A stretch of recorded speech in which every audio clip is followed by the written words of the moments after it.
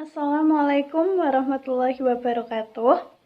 Perkenalkan, nama saya Farihatus Syafi'ah dari PSIK 7B dengan NIM 2016-011897 Setikas Cendekia Utama Kudus. Baik, di sini saya akan menjelaskan tentang uji reliabilitas dan konsep distribusi probabilitas. Berikut adalah materinya. Baik, di sini saya akan menjelaskan tentang uji reliabilitas data dan konsep distribusi probabilitas. Apa yang dimaksud dengan uji reliabilitas itu? Menurut Sukaji 2010, uji reliabilitas adalah seberapa besar derajat tes mengukur secara konsisten sasaran yang diukur. Reliabilitas dinyatakan dalam bentuk angka, biasanya sebagai koefisien. Koefisien yang tinggi berarti reliabilitas juga tinggi. Jadi, uji reliabilitas adalah pengujian atau alat ukur yang mengukur tingkat konsisten atau kestabilan data secara konsisten. Sasaran yang diukur yang menunjukkan sejauh mana suatu alat ukur dapat dipercaya atau diandalkan. Reliabilitas suatu tes merujuk pada derajat stabilitas, konsistensi, daya prediksi, dan akurasi. Uji reliabilitas berfungsi untuk mengetahui tingkat konsistensi suatu angket yang digunakan oleh peneliti, sehingga angket tersebut dapat diandalkan untuk mengukur variabel penelitian, walaupun dilakukan secara berulang dengan angket dan kuesioner yang sama.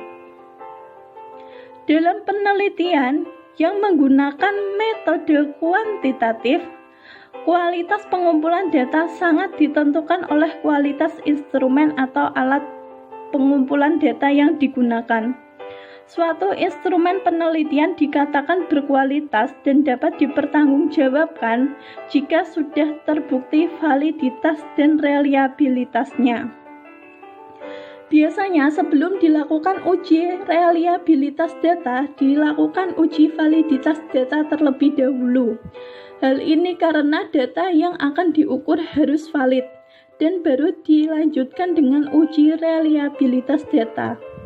Namun, apabila data yang diukur tidak valid, maka tidak perlu dilakukan uji reliabilitas data. Pengujian reliabilitas instrumen. Yang pertama, metode tes ulang. Uji reliabilitas dengan metode tes ulang yaitu untuk mengetahui sejauh mana pengukuran dapat diandalkan. Uji ini dilakukan sebanyak 2 kali. Kemudian metode bentuk paralel, yaitu dengan 2 buah tes yang mempunyai kesamaan dan tujuan, serta tingkat kesukaran dan susunan, tetapi butir soalnya berbeda. Kemudian metode gabungan dilakukan dengan cara mencoba 2 instrumen yang ekuivalen untuk beberapa kali pada responden yang sama. Kemudian distribusi probabilitas. Apa itu distribusi probabilitas?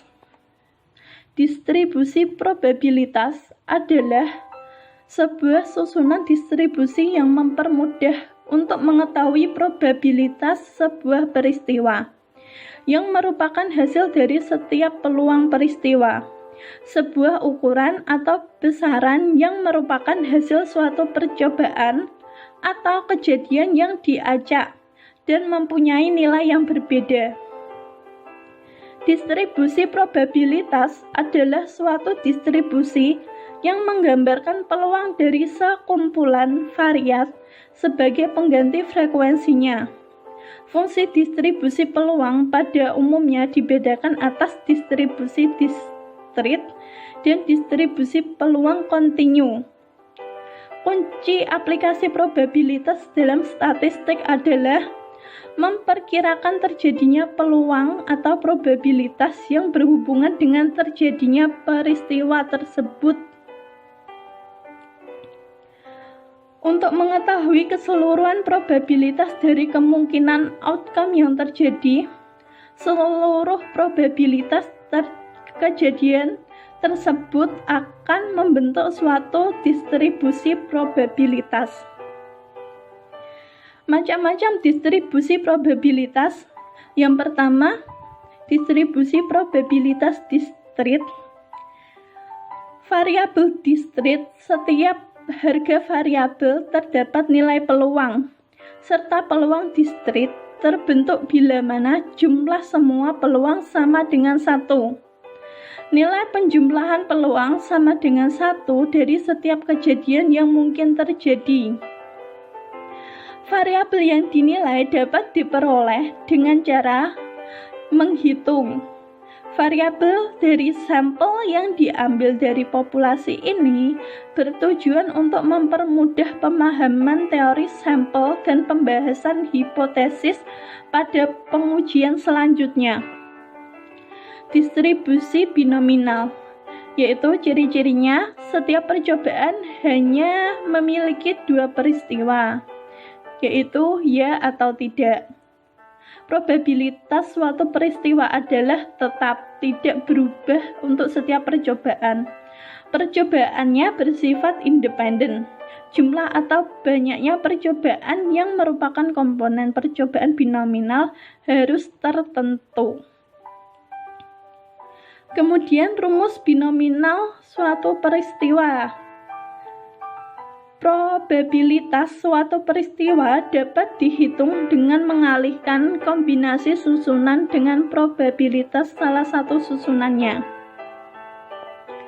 Distribusi selanjutnya, distribusi Poisson. Distribusi Poisson adalah distribusi nilai bagi dari suatu variabel random, yaitu banyaknya hasil percobaan yang terjadi dalam suatu interval waktu tertentu atau di suatu daerah tertentu.